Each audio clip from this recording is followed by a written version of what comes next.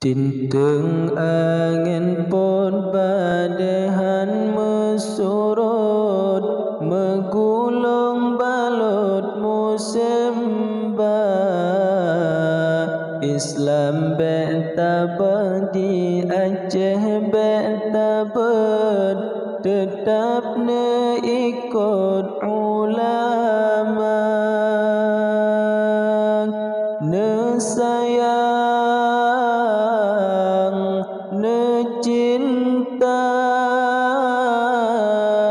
ulama, ne jaga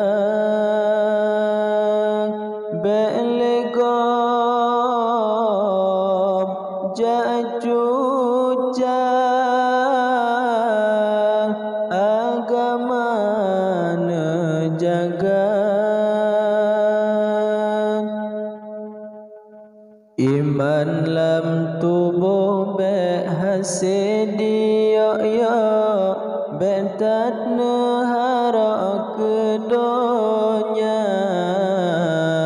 Di Aceh kalahi pengikut Ahok yang hara tena ulama,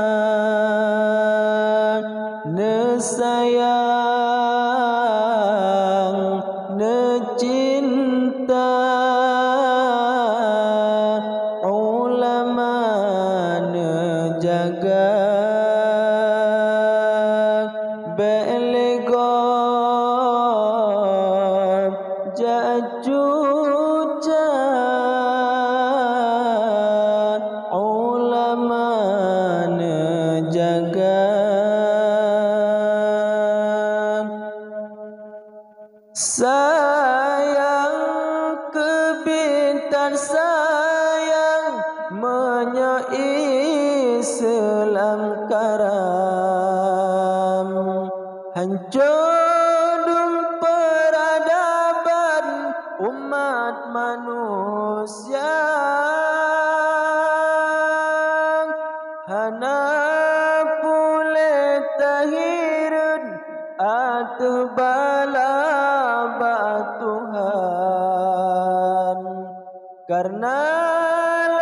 kewajiban yang tanyo lupa,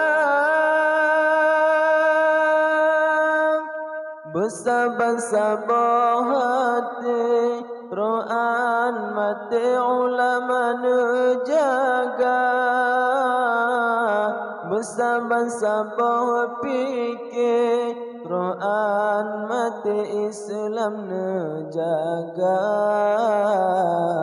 bersabar-sabar hati Quran mati ulama ne jaga,